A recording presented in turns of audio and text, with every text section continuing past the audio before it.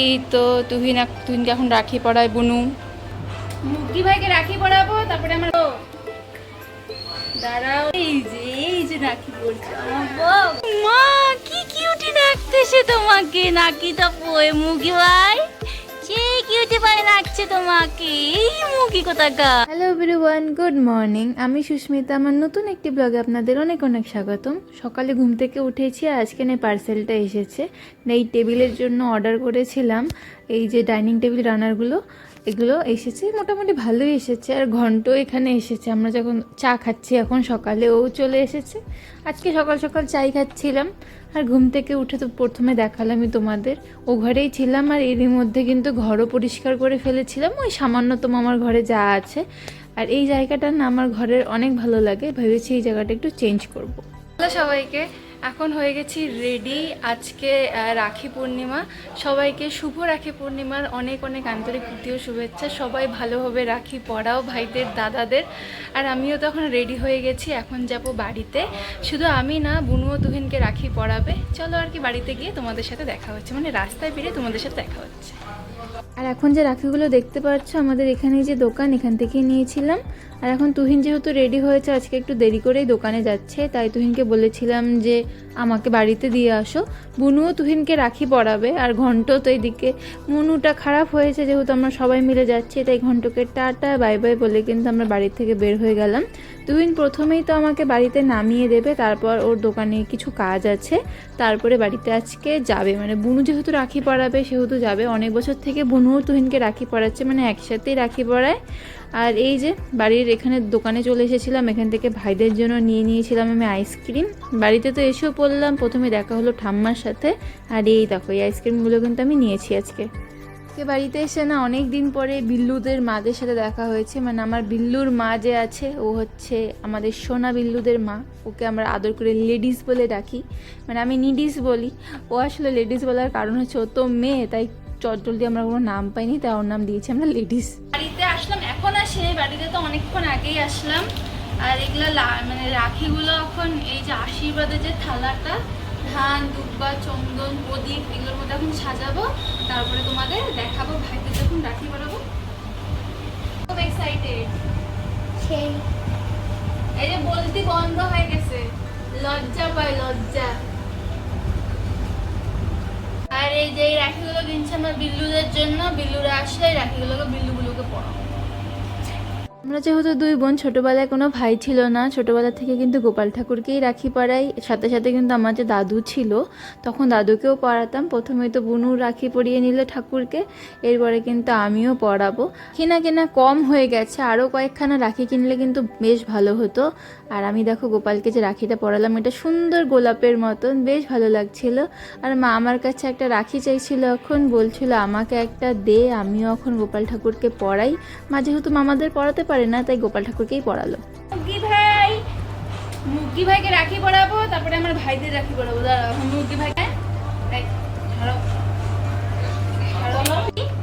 আর এই যে মুগি গলায় না, মুগি গলায় পড়বে রাখি। মুগি গলায় না পড়লে মুগি খুলে ফেলবে। কি দেখো, মুগিটা রাখি পড়েছে, গোলাপ রাখি। তো মুখটা কেমন লাগছে তোমার? মুখটা একটু দেখি। এ পিঙ্কি পিঙ্কি মুগিটা আমার। এদের যে রাখি পরাবো, থালাটা কিন্তু একদম রেডি হয়ে গেছে। আর এই দেখো, আমার তিন ভাই কিন্তু আজকে সুন্দর করে রেডি হয়ে কিন্তু বসেও পড়েছে রাখি পরানোর জন্য। প্রথমে যেহেতু আমি রাখি পরাবো, কারণ আমি বড়, তাই বুনু বললো না তুই পরিয়ে নে, তারপরেই আমি রাখি পরাবো।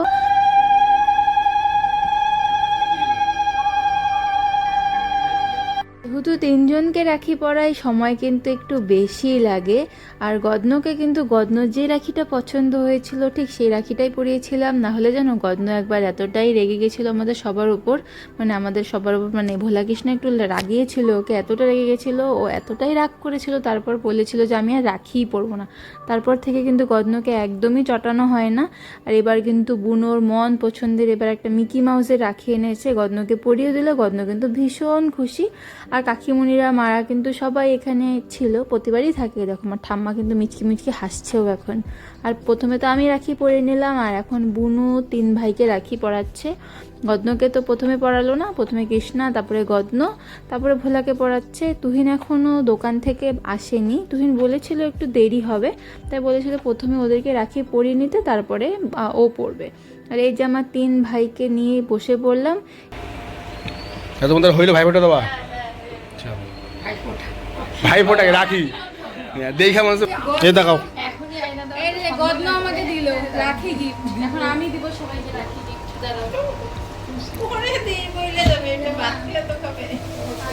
গইলেই গেছে, এইগুলা ফ্রিজে থাকে না।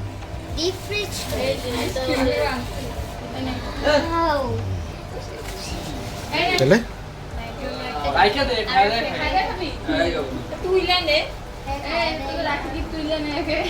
তুই পরে গইলে গেলে দায়ী নাই। এই তো তুহিনকে এখন রাখি পড়ায় বুনু।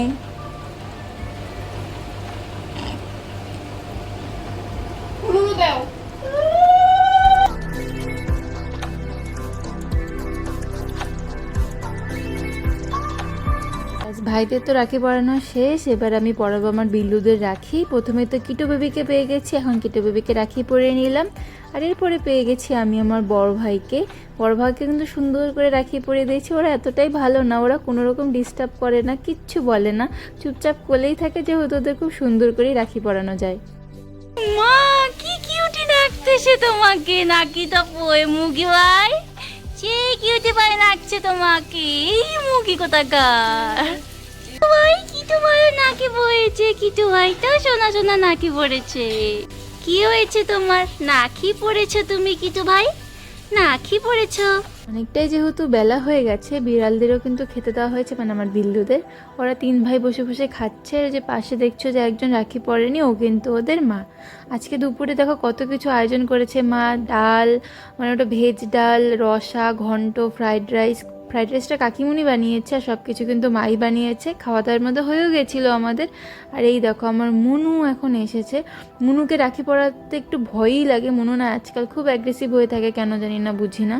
আর বিকেলও হয়ে গেছিলো, মা নিয়ে এসেছিলো চা, আর এই টোস্টটা নিয়ে এসেছে। ভালোই খেতে, আমুলের টোস্টটা বেশ ভালো লেগেছে, আমি তো প্রথমবারের মতো খেলাম।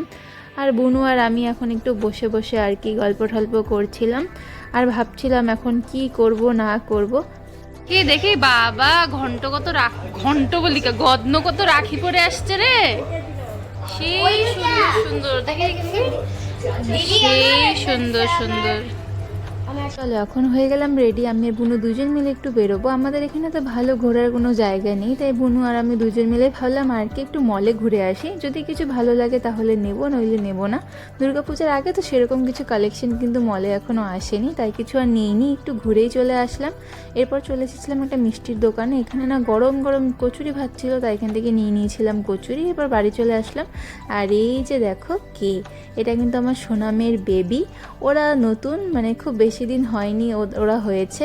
আর কিন্তু ও একা না, আরেকটা সঙ্গী আছে ওর, মানে ওরই একটা ভাই, দুজন মিলে সেই কিউট। ওরা কিন্তু থাকে দুজনই, খুব কিউট বেবি। এরপরে বাড়িতে থাকার পর চলে যাচ্ছি ও বাড়িতে। আজকের মতো ব্লগটি আমার এতটুকুই ছিল, তোমাদের সাথে দেখা হবে নতুন একটি ব্লগে। সবাই ভালো থেকো, সুস্থ থেকো, টাটা, বাই বাই সবাইকে।